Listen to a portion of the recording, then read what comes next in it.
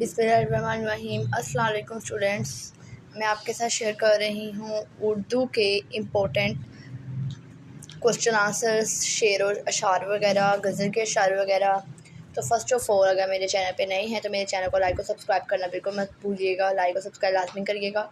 सबसे पहले हम चलते हैं अहम तरीन अशार पर। तो हमें बताया गया है कि हमद नात से ले और हमद नात और बरसात के बारे में पेवस्ता शजर से उम्मीद बहार तक, ये 4 तरह की हमें नज़में दी गई हैं हमारे सिलेबस के एंड मुताबिक। तो इंक्लूड दैम, उनके अंदर से जो शेर इंपॉर्टेंट है तो उनकी जो लिस्ट है वो मैंने आपके साथ शेयर की हुई है।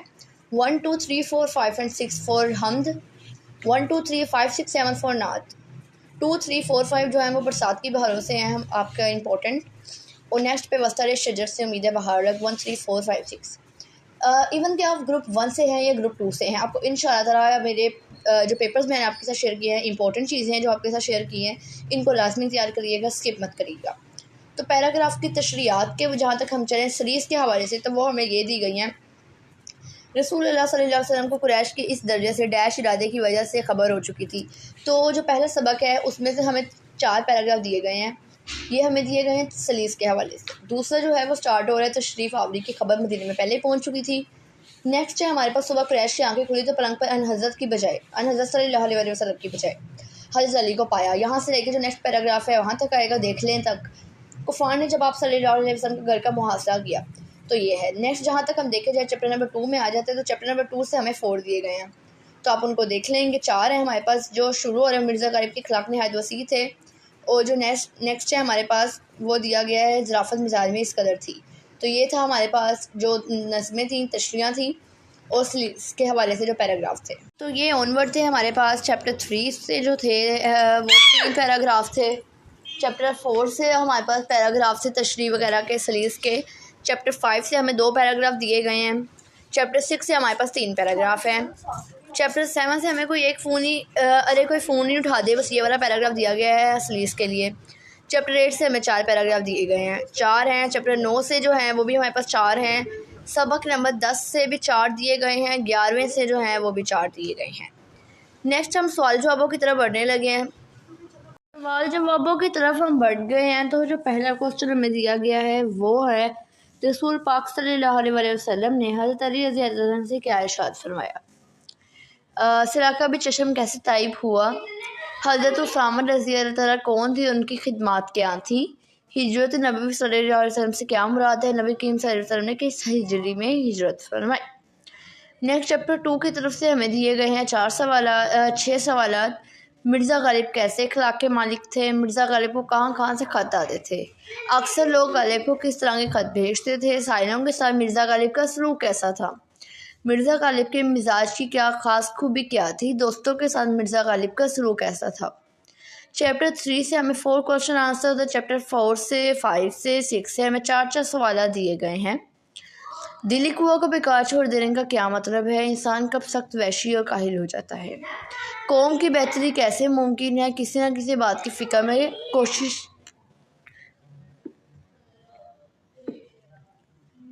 कोशिश में मसरूफ़ रहना क्यों लाजिम है? ख्वाजा बासित तमीर और मिर्ज़ा के कलाम के बारे में क्या फ़रमाया? सैयद इंशा के इसरार पर जुरात ने कौन सा मिसरा पढ़ा? शरीफ ज़ादे की गज़ल सुनकर सौदा ने क्या कहा? ख्वाजा साहब अपने शागिर्द के साथ क्या कहा करते थे जो अक्सर बेरोज़गारी की शिकायत किया करते थे?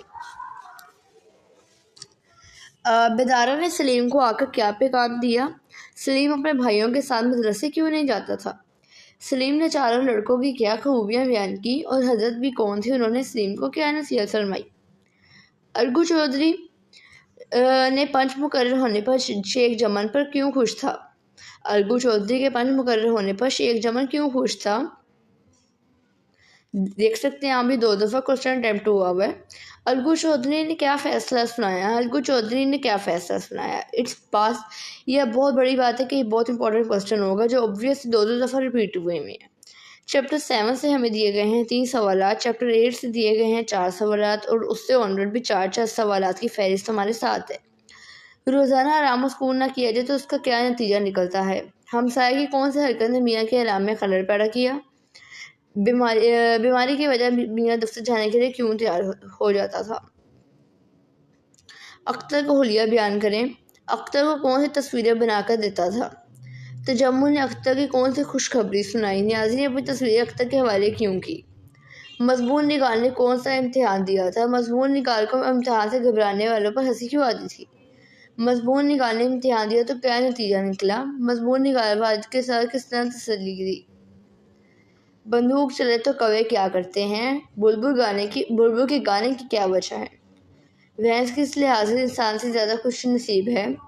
कौवा ग्रामर में हमेशा क्या इस्तेमाल होता है? या पहाड़ी कौवे को कितना लंबा समझा जाता है, या वो कितना लंबा होता है?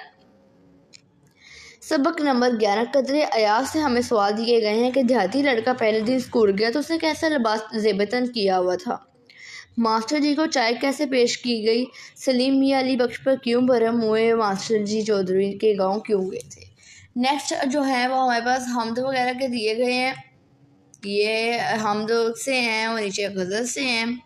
वो भी मैं आपको बता देती हूँ कि उनको क्या क्या अटेम्प्ट करने हैं और आपने कैसे अटेम्प्ट करने हैं। तो आप जानते हैं कि आपको 4 में से 3 अटेम्प्ट करनी होती हैं, आपको नज़मों की, और 2 करनी होती हैं गज़लों की। जो पैटर्न है वो मैं आपके साथ अपनी वीडियो में शेयर ज़रूर करूँगी। Thanks for watching. Don't forget to like and subscribe my YouTube channel for education. मेरी वीडियो का एंड तक लाजमी देखिएगा। मेरी वीडियो के अंदर बहुत सी ऐसी इंपॉर्टेंट टॉक्स बची हुई हैं जो आप तक पहुँचना बहुत ज़रूरी है। तो नज़म नंबर 1 हमद की तरफ चलते हैं। शेर हैं। तो सबसे पहले अल्लाह का गदा किस में मगर रहता है? वादे सबा घर घर क्या फहराती है, या क्या लिए फिरती है? हमद में शायर ने अल्लाह ताला की कौन कौन सी सिफात बयान की हैं? महरम और ना महरम में क्या फ़र्क है? शायर के दिल में क्या हसरत और आरजू है? शायर किस आरजू का इजहार करता है? सबा कहाँ से आती है?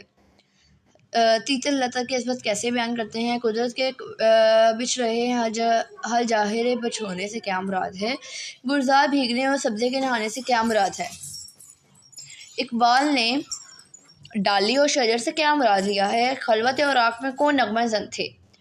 ओहदे खज़ां किसके वास्ते लाजवाल है? किसके गुलिस्तान में फसल खज़ां का दौर है? नेक्स्ट हिस्सा गज़ल से देखा जाए तो जो हमें क्वेश्चन दिए गए हैं वो हैं, हस्ती अपनी बाप किसी के अंदर से 2 सवाल आते हैं। रूह ज़ुल्फ़ पे जान खोया गया, इसके अंदर से भी 2 सवाल आते हैं।